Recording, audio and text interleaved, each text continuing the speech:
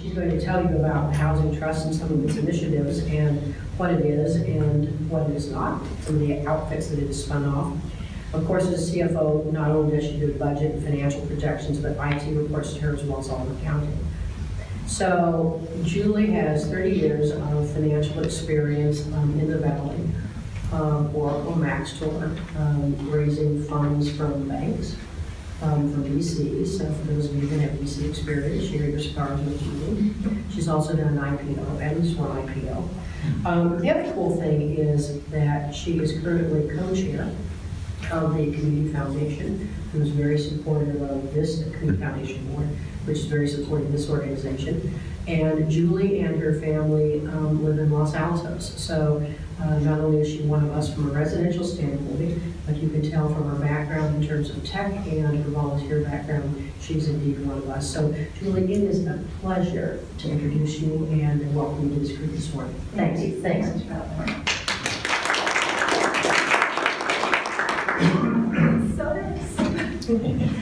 Good morning, everybody. Thanks for coming on this chilly morning. I'm all wrapped up. I might start taking these off as I get warm, but happy to be here and talk to you about the Housing Trust and also about some of our programs. I'll go into some depth about a couple of our programs and also talk to you about a big fundraising investment opportunity that we have. So Housing Trust is a nonprofit community loan fund, and I have never heard of these before. I went to work there 2 years ago. We're also called a Community Development Finance Institution. That's a CDFI for short. And it's we're certified by the federal government, and that means we can get some funding from the federal government. Actually, just applied to a big loan or received a big loan guarantee from the CDFI fund. But we don't really count much on their funds, especially in this environment. The latest budget from our president has cut the CDFI fund, but we're not really dependent on the money. But if there are programs, we do apply for grants. We operate in 13 counties, a little map here. So even though we're Housing Trust Silicon Valley, we like to say that we're working in the greater Bay Area. And in fact, we are the most prolific affordable housing lender in the entire Bay Area, all the other nonprofit affordable housing lenders. Banks are big lenders in the construction phase, but on the nonprofit side for what we do, we're the most prolific. We have loans in Napa, we have loans in Stockton, and a lot in Santa Clara County. And we started up the Monterey Bay Housing Trust as well, so there are 3 counties in the Monterey Bay that are working together with us, and we're starting to get our lending products out there as well. There's a lot of need in all of these counties. We were founded in 2000, another time of housing crisis here in the Bay Area, and we've invested $145 million to date. A large bulk of that in the last couple of years as we've grown dramatically in the last couple of years. And we've leveraged that to $2.6 billion in total financing. And we've over 15,000 affordable homes in our history. We also were the first nonprofit CDFI to get a S&P rating, so we're rated AA- by S&P. And a little bit about our programs. I didn't try to go forward. Stuck. Good slide, but oh, there we go. Okay, so overall, our mission is to serve those experiencing homelessness through renters, through first-time home buyers. We cover the gamut with our programs. The 2 larger ones I'll talk about today are our home ownership and the multifamily rental programs. We also have a smaller program where we provide security deposit grants to people who are emerging from homelessness or at risk of becoming homeless. And so we help them get their security deposit to get them into their home. A couple of other programs that we can talk about maybe in the Q&A. One I know less about, it's just starting out, but it's probably pretty relevant for Los Altos, and that's the accessory dwelling unit area. So we have a grant from JPMorgan Chase, and it's around naturally occurring housing, or how can we develop the housing market in other ways, other than large buildings or single-family homes. So we can talk a little bit about that program. It's really nascent, but we're super excited about it. Given the government, the state laws that have come down that are going to allow ADUs to be more easily put into place. So that's interesting. And And then one thing we also do is, and have done a lot more in the past, is advocacy. We were very involved in the Measure A, which I'll talk about a little bit later, passing in November.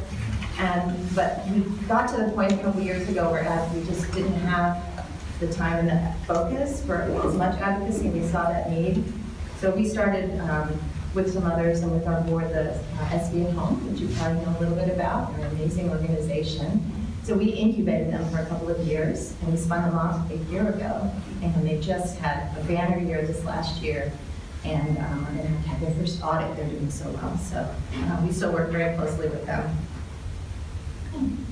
On the homeownership side, try to be not too wonky and as simple as I can on some of this housing finance, but this one's a pretty straightforward topic. We've lent out $50 million in our history. That used to be the basis of what we did, the bulk of our business.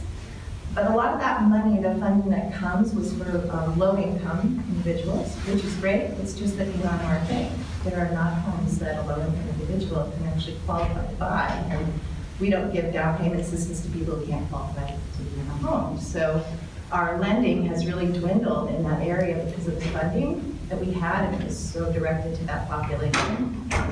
So what we did is we decided last strategic plan that we would put our own equity into this area. And so we set aside $2 million, which is not a lot, but we're hoping to raise more, to lend to first-time homebuyers up to 140% of income high. So that means that's called a moderate income person.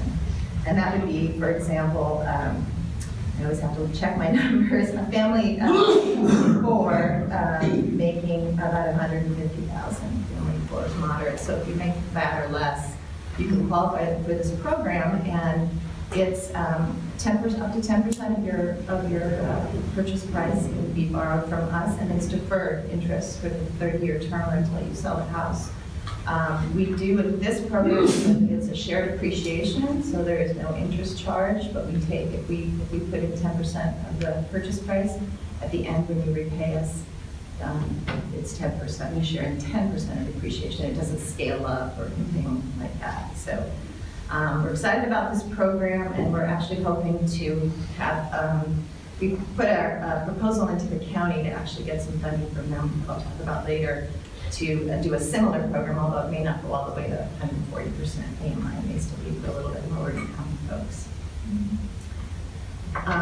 So on the multifamily rental side, that's actually the bulk of what we do right now. It's our biggest loan product that we have. And this is where it gets a little bit complicated, but there's a long, series of what happens in financing an affordable unit. And the first and the most risky part is the startup, acquiring the land and getting the land ready to develop.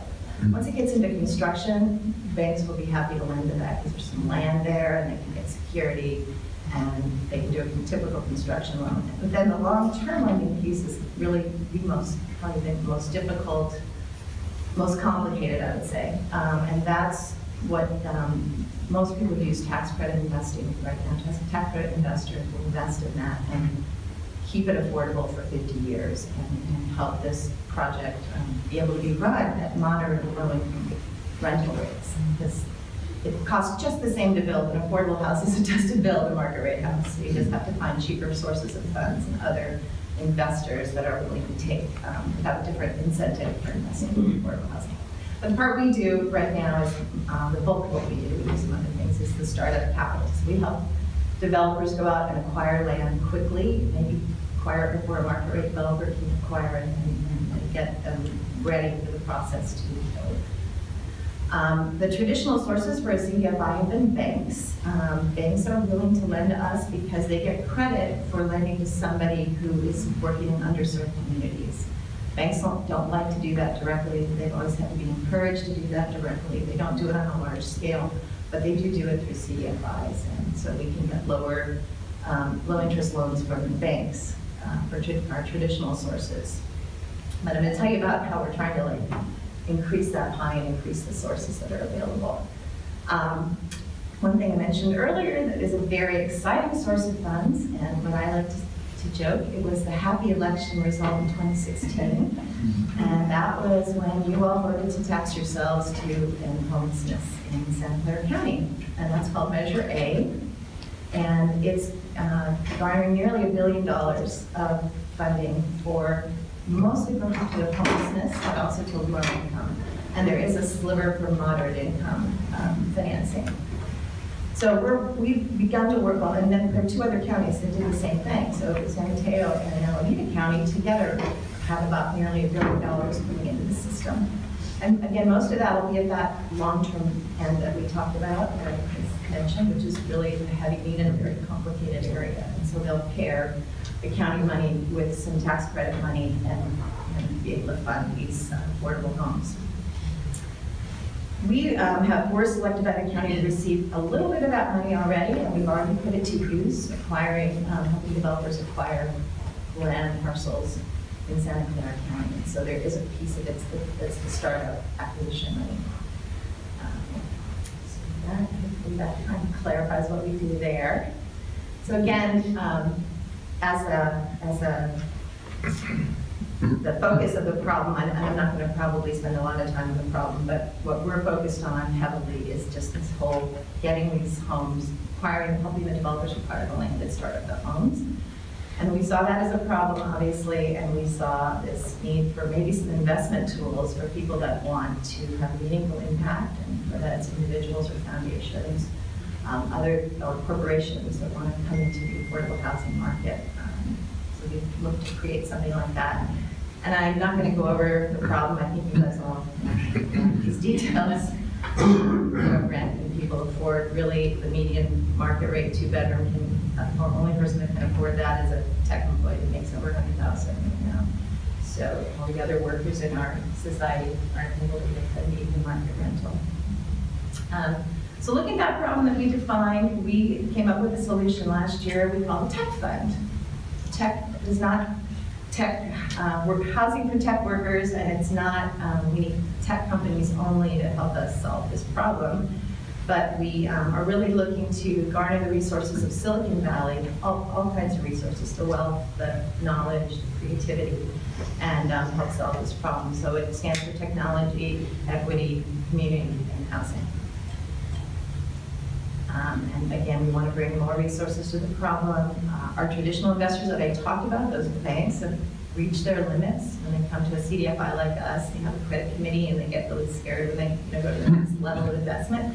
And it's the community development part of the bank, and they don't have all the resources that the rest of Bank of America has. So we sort of felt ourselves reaching that limit. And I think I forgot to mention, 2 years ago we were about a $50 million total assets, and now we're at $115 million. So we've grown dramatically as the need has grown and as what we're doing has grown. And so a little bit we're outgrowing, and lots of CFIs are outgrowing their banks a little bit. So we wanted to create a social investment to attract new investors in affordable housing. We looked at this incoming $1 billion, at least $1 billion of long-term capital, and thought about, well, how much do we need to raise in this area, the Bay Area, to, again, fund that startup capital? And so well, it's about a $200 million revolving loan fund to do that. We already have $60 million deployed. And the tech fund, first phase is we're raising it to $50 million. Second phase, we thought we'd go out and get that $100 million, and we'd be over our $200 million number that we need over the coming 5 years. So the first phase is a $50 million revolving loan fund, and if we revolve that 3 times over 10 years, we can create 10,000 affordable homes to start them up. And this is how it revolves. You start with a loan to the developer. They purchase the land, they do their pre-development work, the housing begins to go under construction, the loan is repaid, and then we can put it back into the next project, the next developer, so they can acquire land and stuff it up. And so this gets a little financially treasure wonky, but this is the exciting part to me too, is we developed something called a community impact note. And what we wanted was something, again, going back to Silicon Valley, what would Silicon Valley investors be familiar with? And so we did actually a public offering of debt. We have a memorandum of offering memorandum online, and it's offered publicly. We're registered with the SEC, but we're exempted from some of the rules, and so it's actually really a private placement to accredited investors. So there's a net worth level that has to be met to invest, and that way we don't have to do like all the reporting we do with the public stock offering. We felt that our target market for this investment of corporations, other employers, and in local investors, foundations, smaller foundations that maybe do a lot of venture capital work. This note is a lot like a note that would be used in venture capital, so people would be familiar with it. And there are two terms. You can do buy a 5-year note or a 10-year note, and the return is below market. It's below treasuries, 1.5% for 5 years and 2% for 10 years, but it's a return, it's interest earned, and then the rest that you make up is sort of your social good that you're contributing. And I think, foundations in particular have really been taking this up, and I'll show you corporations are starting to, and other employers that we're talking to. The other thing about it is that, about people being comfortable buying our note, is that we have a really great track record. We don't have any losses on our multifamily portfolio, and this is to finance our multifamily portfolio. And then we have that S&P rating that gives people comfort that they're going to get paid back with their interest. And there's a couple other types of money we'll also take, but we really focused on this impact note. The super exciting news recently, we worked really closely with LinkedIn, who's working with the city of Mountain View to put together a new headquarters on the land that they have. And they invested $10 million in our tech fund note, and within 90 days, we had it invested, acquiring 2 parcels of land in Mountain View. The LinkedIn money is focused on Mountain View, because they wanted to get started before they even get into construction. They wanted to say, we're creating affordable homes for our investment. So in 90 days, we had 2 developments. We acquired 163 homes will be built. You probably know these spots. The first one, 950 El Camino, is that beautiful Taco Bell over there, right near Castro. So I guess they're tearing down a Taco Bell to put up affordable housing. Sing a song. And this one in particular too, we've matched the supportive housing fund money with it from the county.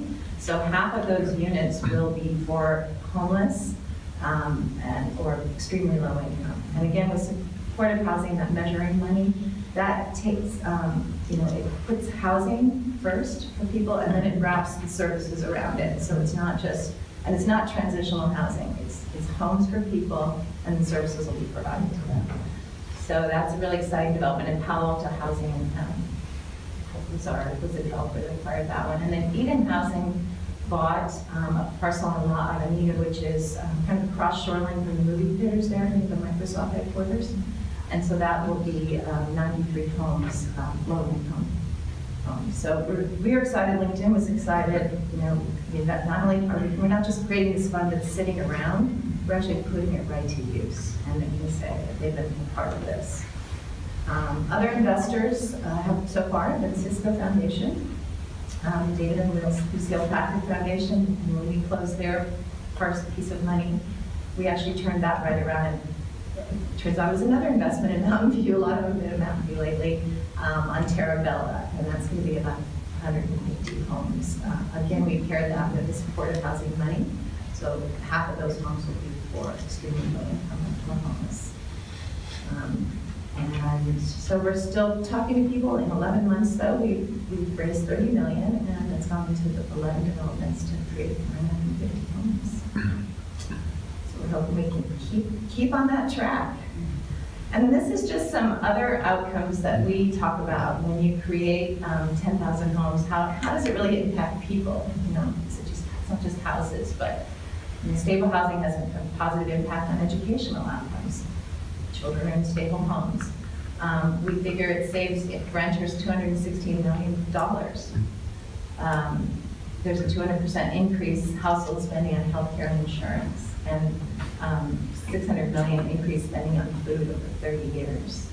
And then just the impact on people being closer to their work, fewer vehicle miles traveled, impacting the environment, and just overall the stress of travel and not having secure housing and all of that can reduce adverse health outcomes. So it's a social determinant of health and housing. And so those are my prepared remarks. You may be sitting in the audience wondering why we're talking about housing. Well, the reason we're talking about housing, right, is because remember our charter is all about a specific plan for the greater downtown. And so when you look at those 4 scenarios that RRM has come up with, remember 0 is do nothing, and there's 2, 3, and 4. Well, in 2, 3, and 4, there is an affordable housing component. And so you all said, hang on a second, we don't know enough about affordable housing. So that's the reason that they're so keen. So let's open it up for questions. I'm sure there are a ton of questions. I know I have some, but I wait for my questions. Questions? Yeah, go ahead. How does this program compare and contrast with Habitat for Humanity? I don't know as much about them, but they do a little bit of lending, I think, and they also put together equity and lending for individual home buyers. And I guess the home buyer puts their sweat equity into to build a home.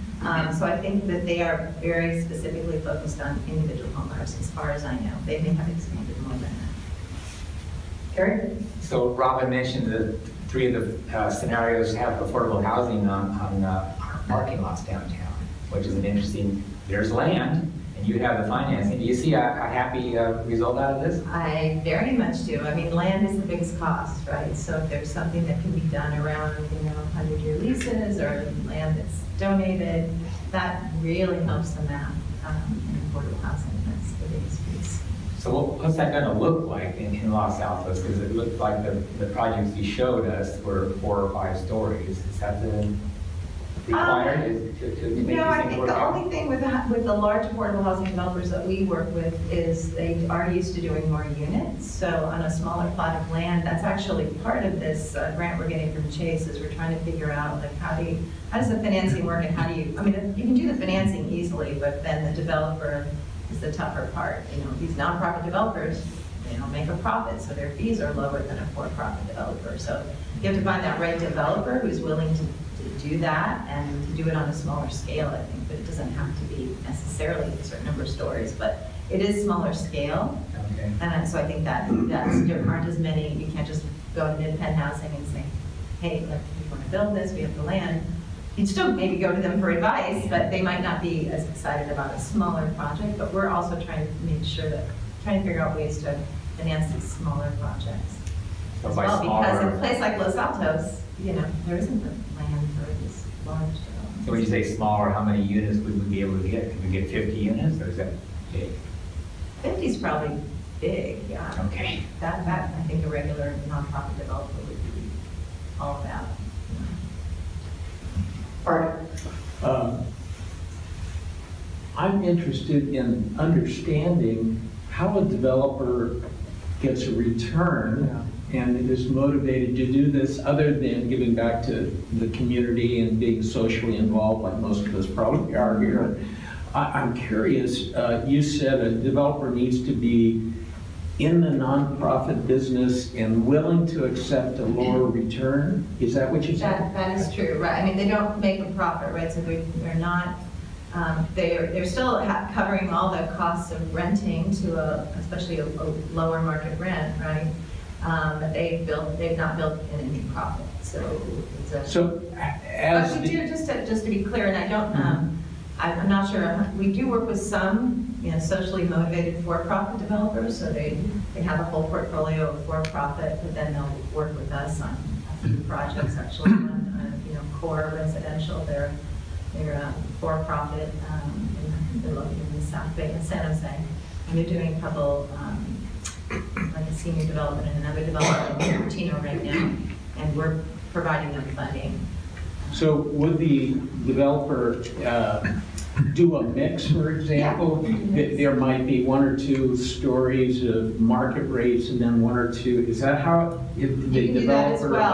For offsets? there are market rate developers that will also do that, yes. So, and then we can provide the funding only for the affordable portion from us anyway. Yeah. So the market rate has to find the traditional sources for the market rate piece of that development. So yeah, there can be mixed use. So what's your experience for those I assume, and that's why I need to be educated, I assume the developer retains ownership of the entire project? Yeah, usually. Okay. Yeah, so the entire project. Now, some of this Measure A money that's going out for the homeless, very extremely low income counties is retaining the land.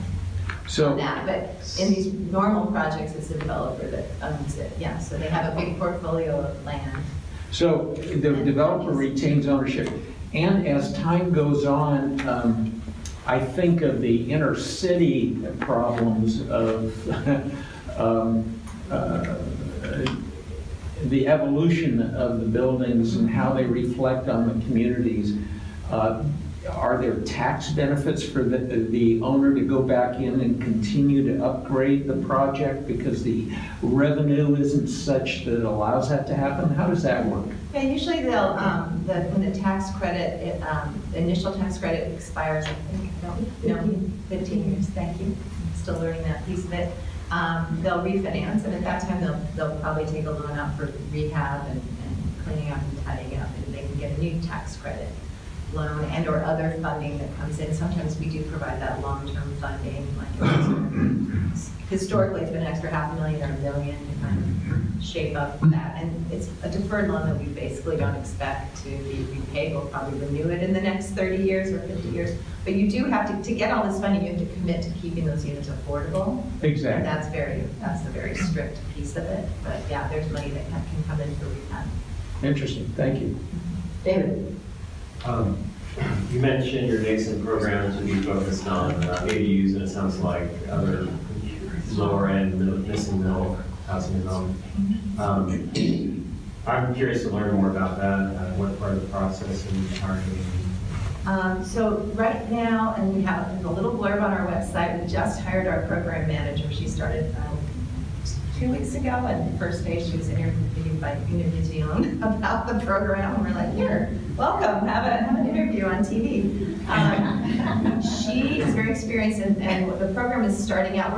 We're working with another CDFI partnership, and they're out of LA, and their piece of the program is twofold, but the part that we're not doing that they're doing is looking at consultants and consultants and people who are trying to find a better way to build an ADU, like maybe more supporting companies that are innovative in this area. So on the manufacturing side? Manufacturing, or even just like people who are consulting for fee kind of thing, but helping people figure out how to get it done. Maybe developers too, small scale developers. And then on our side, and I think they're doing a bit of this too, we're starting out with some education, like what's happening with the new state laws. What does that mean? How do you get your ADU approved through the city? So we're going to start out with training and courses. And our first focus area is San Jose, just because it's big and we're there. But we'll spread that out over time through the rest of the Bay Area. And then the training component, how do you get it built? And then we're going to come up with a lending product too. And we don't yet know what that is, but it'll be a lending product for people who want to build an ADU. And I don't know if that'll be focused to lower income or not. It will depend on our sources of income. But I mean, any ADU that's created, if you're housing your senior relative, your student, you're taking someone out of the market for housing somewhere else. So we're trying to support that broadly for anywhere we can create housing. Yeah, that seems to be a big gap right now, is the lending products for those seniors who are in lower income houses that they may have a lot of equity in their home, Right. but banks are not doing the loans. Right. And so we think there's probably a lot of that population in San Jose in particular. And so we think it's a good place to start for that, also for the lending product. Sue? I just wanted to comment on something someone else asked, because I was speaking to someone who lived there just Tuesday night, and they said that as long as you have an acre, and as long as you could build 40 units, then you could probably make something work. But that's if you're doing a tax credit project, and we actually had some scenarios that showed you could do at least 70 units at only 2-story, and the city was willing to go higher, we could do more, and you could, or we could do larger units. So there's a great variety, but I think the idea of doing a mixed income on a small project like that is hard. I mean, it's, because then the amount, the number of units they're getting in tax credits becomes smaller, and you usually have enough units getting the tax credits, I think, really work. But I wanted to also ask you on the home ownership one, you said it only went up to $800,000 homes, and I'm trying to think where. Not here. Yeah. But there we're closing one in Gilroy, 660,000. It's actually a 4-bedroom home. And we're gonna close the first loan in that program this week, but yeah, it's not Los Altos homes most likely, and there tend to be condos anyway, wherever they are, But even Mountain View, they're all more than 100,000. unless they're below market rate. Yeah. So yes, even there, we're not hitting broadly the market, but there are still homes in the county and East Palo Alto and places like that. Yes. I don't know if you know the numbers or not, but the state, gives you certain metrics that you'd have to build. And it looks like you've got a lot going in Mountain View. And my question is Mountain View meeting their numbers? That's a good question. I would go look at the SBM website to see how they're doing. They're probably not yet, but boy, they are all about affordable housing right now. Their city council is so supportive. Yeah, they're doing a lot, but I don't think there's anyone that's meeting their lower income. I would suspect not, Including but Mountain View. they're trying to catch up. And There's the a shoulders big of Los effort. Altos. But you see how expensive it is to acquire a piece of land and how many units do you get to get there. If you're behind already, which everybody is, catching up is tricky, but people are working on it. When you're dealing with a publicly held piece of property, be it a parking lot or whatever, many times the public agency prefers a long-term lease to a sale. Does that affect the financial feasibility of the project if it's a long-term lease? Okay. Sorry. Still learning about that long-term piece of financing. Okay, fair enough. But I can get you that answer quickly if you want to just give me the. Well, I think we're curious about that, so yes, thank you. We'll do that. I didn't bring my super expert with me. Yeah, go ahead. I'd like to return to Nelson's question from a little bit ago on the definition of nonprofit, and you listed a lot of information there. Is it true, though, that you can have people that are property managers, you have the general contractor who might be the developer, and they all collect market rate salaries? Yeah, so that's a cost. Yes, So- that's why it costs the same to develop either Yeah. one. The only thing that's different is the financing Uh-huh. package and the lack of the profit for the developer themselves. But yeah, you've got, in fact, there's a lot of, And there's- you're and getting county money or state money, you have to pay a fair wage, right? And another fair cost is the administration of all the rules around who's living there. The tenant management is more complex because you have to make sure they're low income, that they Have to continue to be income low verify. income. So we do that with some of the counties. We have also some programs where we do that, run that for the county. They have a set of loans, we income verify. Usually the developer does their own. On the BMR units, we run the Santa Clara's BMR program for them, and we help them income verify.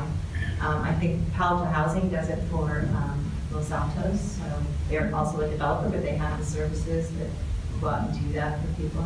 And yeah, it's a rigorous process, hopefully. And when you hear people cheating on it, I get really angry. Where do you Who's running hear that that? program, right? But there are people, you hear about it, and So what is the financial oversight on that? I mean, is it transparent? Is it public? Is it in the public record at all? I don't know. I can comment on that. As the taxpayer partnership, the investor is the limited partner. They typically own 99.99% interest in the partnership. And in exchange for their capital, the developer has to guarantee a stream of tax credit benefits. And those tax credit benefits and the compliance around those benefits are overseen by the property manager at the deal level maintains compliance, but it's all overseen by the asset management side at the limited partner level. So my company has a large asset management Which is, function, enterprise community investment. So we have a large asset management function, and we are continually reviewing tenant files, audits. It's private ownership, so if you do not get the benefit stream that you're agreed to when you fund the partnership, there's an economic hit. So somebody's got to pay for that. So that incents management and compliance. So that's how we confirm that the tenants that are in the project are actually meeting the requirements of the program. Thank you. We have a bigger expert than me on these questions, So so. I used to work for Midtown, so, yeah, but I think Norma was asking more about in Los Altos, we don't have any of all affordable. no, I'm asking in projects. general. So, How I business think we works. do have a problem with our BMR program being monitored, and John can correct me if I'm wrong, but I think we've been hiring Palo Alto Housing on per property basis when something comes up, and the council has for a couple of years not had a management of this, and so there are, yes, so there are rumors of mismanagement and non-compliance, and it's I think it's purposely not a totally transparent thing because they don't want people to know who's living in the BMR units. But we have not had a permanent, I'm really surprised to hear that. I'd like to know more about it. Shayla, you had a question? So Julianne, the tech fund, the interest payments are not, taxable, I assume? Yes, And there's no tax credit? correct. So it's just that below market interest rate and the social good you're providing. Can you talk a little bit about the communities that you've worked with and the city governments? Like, when you get involved, is it with planning? Is it with directly with city councils? Are there organizations like ours that do some level of support? And if so, what is that? And if you can name cities that the Housing Trust has worked with that we can use as examples, that would be wonderful for us, I think. Okay. So the most recent experience is Mountain View, and most of the cities in Santa Clara County have given us grants over time, and then that's a little bit difficult to manage, kind of super difficult to manage as you get big to manage because Mountain View wants you to use money in Mountain View, and Sunnyvale. And after 3 or 4 years, we can go back and say, oh, we have something just down the road, can we use it there? But it's kind of complicated with this restricted set of funds. So that's one relationship we have, and with that, we would talk to, I think it usually goes through the planning department, as the person we work with, who then puts it forward to the city council for some kind of grant to us. And it's usually with something in mind, like we've got something coming up and we want to grant it out to you, and then you can go ahead and use it on this project or in this particular area. Some of those security deposit grants that we do, we'll get grants from the city, then re-grant out, but then it has to be used in their city. So that's usually planning, but like on this LinkedIn, it was pretty complicated as far as LinkedIn actually got some credit from the city of Mountain View for making this investment toward what their community benefit they have to provide. And so we worked very closely with planning, and then when it got to the city council level, also we were talking to them about what we were doing and introducing it to them. San Jose too, we're just since we're there, we work very closely with San Jose. We had some people from the city of San Jose who work for us. So the connections with the city and the county are very strong. And again, there's the Office of Supportive Housing at the county, and there's through the city. It's a big city. I can't even think of all their agencies they have. It's a lot bigger than the Los Altos format, but kind of anyone that touches housing will have a certain kind of relationship with them. Yeah, I think those are like of late the two cities we work with the most. I'd say of late. So Mountain View is probably a great example. And So I have one other question. So sometimes we think that we're quite isolated, and then we isolate ourselves. Are there any projects in the county that are especially for workforce housing that we should be aware of to make the bridge for the Los Altos teachers into that project, right? So, you know, city cooperating with school districts, organizations like this supporting, are there any, so the power teachers don't get left out, right, of projects like that. I mean, I know Santa Clara has something for their teachers, which I'm not sure, I don't know details on. But of But course, offhand, I don't the know. Submitting project, right, is a county project. Right, but the Santa Clara one's been in forever. And Right. On the property they own, like the Right. Santa Clara, community college project is on their name. And I think that Mid-Penn's doing something else in Santa Clara, but they're using, I think they're using, school district owned property, and they're doing one project, I think that's for, classified, and, you know, one part of it will be tax credit project, the other part will be moderate income. And actually, I think that they're feeling they can do a moderate income project, you know, without tax credits, but moderate income people can pay enough money to make a project, to make it work. to make it That's work. awesome. Yeah, you know, That's the market rate, people are trying to get so much money now, but they don't need that much money in order to pay their expenses. Right, that's interesting. I mean, there is sort of still as you mentioned, there's like this lending product that's missing. Like, what do you do if you want to do, because tax credit money just limits how much you can get a lot of money, raise it for this acquisition piece, but then when you get to this part of the fund, all the tax credits that are available are almost kind of every year doled out, and so then it just very much limits what can be built. So actually one thing we're just starting to talk about is like, how can we come up with another lending product that's a term subordinated lending product that help that kind of project and help figure out make it pencil out without tax credits. Well, someone told us about the Chan Zuckerberg initiative. Now, are you working with them at all? Is that what you're talking about? Oh, interesting. They have just put out an RFP. We've been talking to them a lot. They've been talking to a lot of CDFIs. They've been talking, there's a lot of people that want to start their regional housing fund. And we're like, no, we're the regional housing fund, but fine. The more people, the more money, the more housing we can get built, we'll work with people to do that. So they just put out an RFP that we're responding to. And what part of our response will be, we think this is one of the prime needs, is getting this product developed and out there. And then they promise to bring in a lot of large foundation money. So like Chan Zuckerberg wants to bring in is our first round of our tech fund, you know, and they say that they can bring some other large foundations with them. There have been a lot of big funds created, and sometimes they don't get the money out fast. We work very close with Mid-Penn and like how we turn our deals around.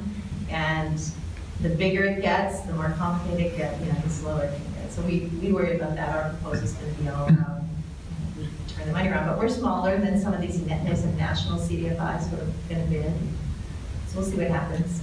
But if it all turns out to be more housing and more affordable housing, then that's great. We'll be supportive and take our part in it. The current policy environment is not friendly to these kind of issues. I think the House bill that almost passed as tax reform would have eliminated private activity bonds, which finance 50% of affordable housing in the country. So we're thinking about ways to make the funding sources more durable and reliable. I've been reading more about kind of a distributed model of affordable housing finance, and I was reading yesterday that the City Council in Berkeley is talking about blockchain for financing, and I don't know exactly how that would work, whether it's debt or equity. And but I'm just curious if your organizations think about how you might implement a distributed model, either through crowdsourcing or this other idea. Have you thought about that at all? Well, we kind of started with this tech fund, this DIY, that's what I called it, because again, we're trying to keep the costs low to our end borrower. And if you go to a public offering or put something together on a platform, you're often going to be charged a whole percent, which doesn't sound like a lot, but that kind of wipes out what a nonprofit developer could do. But we have thought about that. There's a very interesting organization called Neighborly, which we won their challenge last year, but we've been a little too busy to execute. But they're a bit of a crowdsourcing for local projects, and they try to get local people to come and invest on an individual level. So someone could put in $1,000. And again, it would be a public debt offering, and they're an investment broker, as an advisor. And, sorry, they can actually issue public debt, issuer. And so we consider working with them, and it's because we would like to make it community-based and broad-based, but we figure we'd get a lot more done with sort of a larger chunks of money to start, and that's something we have in mind. Other CDFIs have actually done like $100 million public bond offering, and so they did both. The one that did $100 million on the East Coast, they're national, but they don't do really anything in affordable housing here. But they are larger, and they went ahead and paid the fee. In other parts of the country, you can charge a little higher interest rate because it's not so expensive to build. But here, we just feel like we've got to find a way to do it and keep it low costs. And then the last thing, I can't remember. There's another thought on that, but I'll remember it later. Art? Los Altos may be interested in creating workforce housing for those that work in Los Altos. I might call that a restriction. Do you identify those type of restrictions that you endorse, or would say, no, I can't get involved because you are too restricted? Could you speak to that a little bit? Well, we have to be compliant. We have to be compliant with fair housing, so we can't be part of a development that's for teachers only, because that's not, it doesn't comply with fair housing. So if it was for workforce housing for teachers, police, and fire, Yeah. how does that relate to what you can and cannot do? Well, what I know is, I don't know the law all that well, but I know that, like, when we monitor the Santa Clara County BMP program, and probably I don't know if this happens in Los Altos too, but, City of Santa Clara, they have a priority listing. And so if you work or already live in Los Altos and Santa Clara, you're the #1 top priority. So you have to meet all the criteria, all the income criteria, but then you are prioritized. So that I know that can be done. So what I'm hearing you say, help me if I'm wrong, but if we wanted to benefit workforce housing for those that work in Los Altos, teachers, fire, police, it would be difficult for you to fund that project? No, I don't think No. so. I think Okay. you could prioritize on things like that. Oh, okay. Prioritize people local, but you can't just say teachers or. Prioritize but not restrict. Oh, Yeah. I got it. Well, Thank and you. again, I don't know the law perfectly, but maybe you. Well, no, they've just been talking about this in Mountain View, and they've actually just changed their preferences on everything, Took them off. straight across the board, live or work in Mountain View, no durational requirement, and this is based on Goldberg and Lippman, who are the preeminent attorneys in this whole field, advising them that any other preference is discriminatory. And just like Julie's saying, the teacher preference, even though there's a teacher housing bill, that we can get tax credits, the cities that are doing specifically wanting for teachers or for public employees, they have to do some sort of a study that shows that it won't have a disparate impact. And I talked to someone who said, like in Northern Hill, when they wanted to do police, fire, et cetera, they expanded it to first responders. And when they added that group to the list, then it didn't have a disparate impact anymore. So, but anyway, that's sort of the new phase in the law. I think these priorities, like the Los Altos has some really bad preferences in their preferences. But So am I understanding what you're saying live or work in the city, live or work in the city. is okay? It's fine. Yeah. It's considered fair housing compliant. It would be, so therefore, yeah, it's fine. It's fine with everything. Just not So by what happens occupation. if an employee changes cities and goes to work in San Francisco? Do they retain their home in Los Altos? Rental. Well, if you bought something, once you're in, you're in. Well, Rental, I'm not sure. rental is what I'm Yeah, I'm not thinking. sure how the rental. I'm not sure. Unclear. Sue, what if a project is built on school district land Then versus that's- city land? Then they can restrict it to teachers, I right? think so. Yeah, that's Yeah. what teacher housing is. Oh. Yeah. So lest we get into the weeds. Julie, These are wonderful. We'll turn this back over to Carolyn in a minute.